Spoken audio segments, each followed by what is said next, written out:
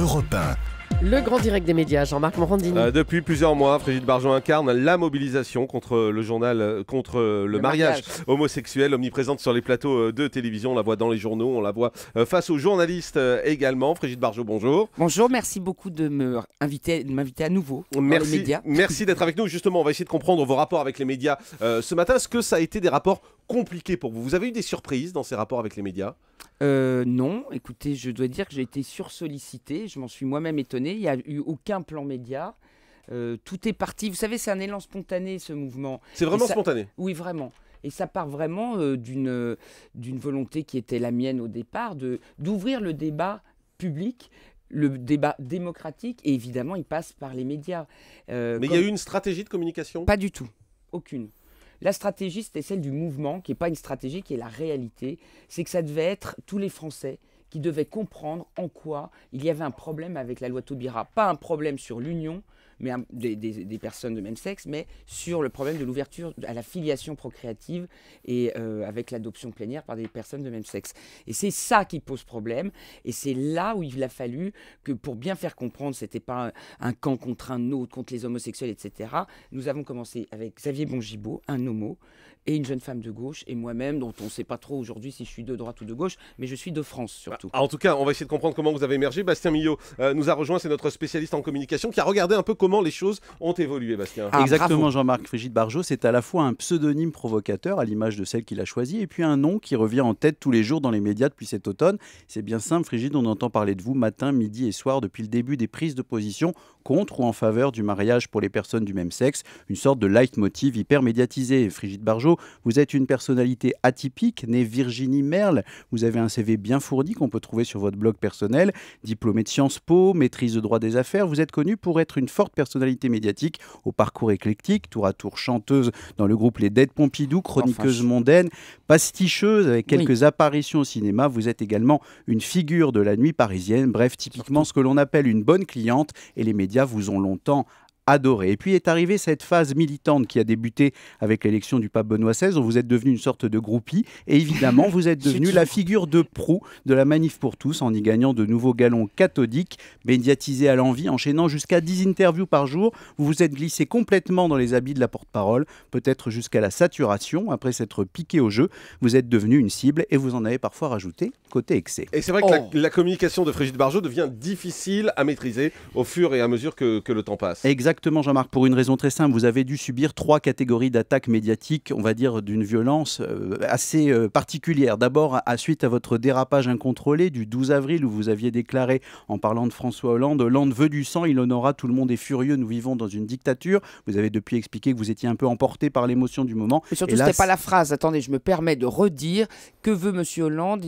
S'il veut du sang, il en aura de par sa faute, par lui-même, et ça, c'est pas rentré dans la dépêche. C'est toujours embêtant, bien sûr. Rentrons-le dans la dépêche aujourd'hui. Voilà, vous étiez un peu emporté peut-être par l'émotion du moment. Tout à fait, je me suis excusé, j'ai apaisé dès le lendemain, mais je pleurais quand c'était après le vote du Sénat, exactement, qui pour nous a été volé. C'est un vote à main levée complètement banalisé, alors que c'est tellement important ce qui se passe. Et là-dessus, M. Hollande annonce que la loi passe 2 jours après. Samedi, avec une précipitation, c'était affreux. Mais c'est un dérapage pour vous. Ah mais tout à fait. Il ne faut pas parler sous le coup de la colère. Mais ça, vraiment, j'en ai tiré une leçon, mais monumentale. Et ça, vous l'avez découvert dans vos rapports avec les médias aujourd'hui? Mais bien sûr, je ne savais pas que ça partirait comme ça. Basile me l'avait dit, il m'a dit, écoute ma vieille, c'est mal sorti, il faut absolument que tu refasses un truc. J'ai dit, mais attends, on a bien compris que ce que... Eh ben non, on n'avait pas bien compris. Carl Zéro m'a taclé sans même me prévenir au téléphone. D'ailleurs, il ne m'a pas rappelé depuis non plus. Vous n'avez plus de rapport avec lui? Non. Plus aucun? Plus de rapport physique. Non, mais plus aucun rapport autrement avec lui? Plus de coups de fil, plus rien? Bah écoutez, il n'a pas rappelé, mais enfin voilà, Basile lui a répondu, et je pense que ça a resserré les liens avec mon mari, c'est très important, c'était ma plus belle lettre d'amour, la réponse à Carl Zéro. Alors vous évoquiez à l'instant les attaques familiales qui évidemment ont dû vous toucher, et puis les attaques personnelles et les menaces qui vous ont valu d'être placé sous protection policière ces derniers temps, une sorte de paroxysme violent qui vous a évidemment affecté. Alors on précise d'ailleurs que vous avez deux gardes du corps qui sont avec vous aujourd'hui. Ah ben des policiers. Des policiers qui sont derrière la vitre et qui vous surveillent. Absolument, mais je pense qu'ils ne sont pas armés. C'est de la protection pacifique. Bref, Brigitte, dans quelques... Je suis pas sûr, regardez. Pas sûr. En quelque sorte, vous êtes devenu à la fois l'égérie et la bouc émissaire, l'image et la cible, victime peut-être d'un piège médiatique tant la virulence des attaques est proportionnelle à votre présence à la télévision, à la radio ces dernières semaines. Hors norme, personnage fantasque et gouailleur, convaincu et provocatrice, votre attitude a parfois dérouté, y compris dans votre propre camp. Quel chemin s'offre à vous aujourd'hui, maintenant que la loi a été promulguée, les manifs terminés? Comment passer à autre chose? La question est posée et vous allez nous répondre. Est-ce que vous n'avez pas été débordé par votre communication finalement, Frigide Barjot? Pas du tout. Pas du tout. J'ai été débordée par mes propos. Voilà. Mais en fait, vous savez, à part celui-là, je ne sais pas si vous aviez trouvé autre chose, je ne crois pas. Non, et au contraire, plus virulent. Comment ? C'était de loin le plus virulent. Oui, mais il faut bien voir qu'il est tombé à un moment de virulence. C'est la violence de l'attitude du gouvernement et de François Hollande par rapport à ces manifestants. Mais écoutez, on n'a jamais vu des manifestations aussi massives, aussi calmes, aussi pacifiques. L'idée, la communication, ça en revanche, oui, je l'ai maîtrisé jusqu'au 23 avril dernier. Ça a été de mettre des gens dont on sait très bien qu'a priori, c'est une catégorie sociale, un peu coincée. Bon, allez, on va dire c'est un peu des cathos sortis de messe.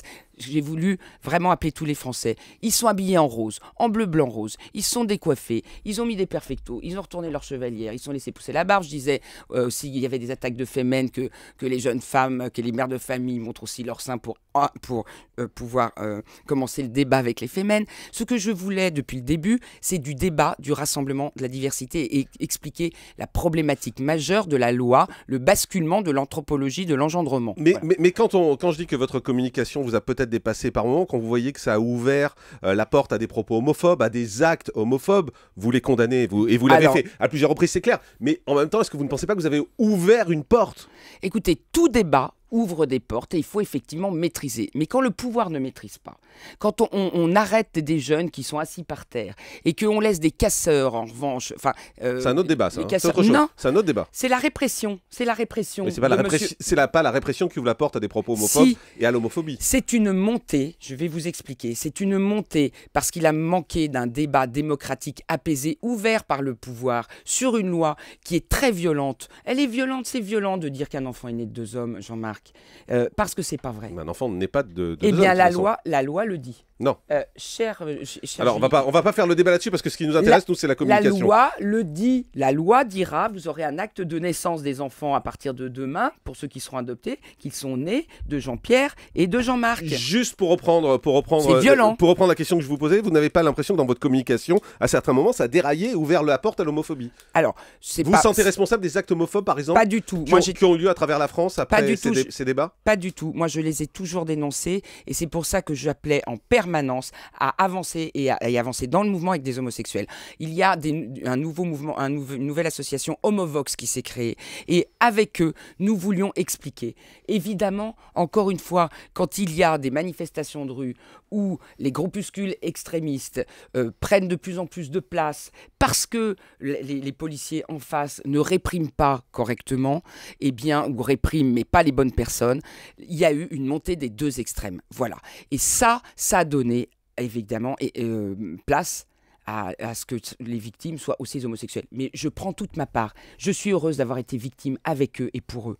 J'ai été victime dès le début d'attaques en disant vous êtes homophobe, alors que tout le monde sait très bien que je ne le suis pas. Et la meilleure des preuves, c'est que pour ne pas porter le fer là-dessus, j'ai quitté moi-même la manifestation dimanche dernier, car maintenant la loi s'applique et je ne veux pas que demain, les personnes homosexuelles, les homos qui vont se marier, soient la cible, alors que c'est déjà la loi. En clair, vous mettez le feu et vous vous retirez, quoi? Non, je mets pas le feu, je suis désolée, il n'y a pas eu de feu, regardez comme c'était paisible. Les gens qui se sont fait frapper, qui se sont fait bastonner, pour eux, il y a eu le feu. Oui, alors écoutez, il n'y en a pas eu non plus tant que ça, il y en a eu, c'est trop, vrai. De toute façon, même s'il y en a qu'un, c'est trop. Mais bien sûr, c'est trop. Mais comment voulez-vous faire pour que, en même temps, les Français soient au courant de ce qui se passe et en même temps, ne pas avoir des conséquences dommageables? C'est pour ça que j'appelle à nouveau aujourd'hui à l'apaisement total. Trop tard.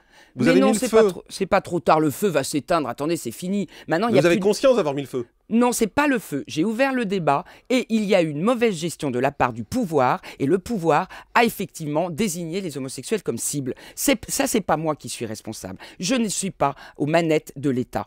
En revanche, ce que je dis aujourd'hui, c'est que demain, il y a le premier mariage et je condamne fermement tout manifestant qui irait devant la mairie de Montpellier, mais même à part pour les applaudir.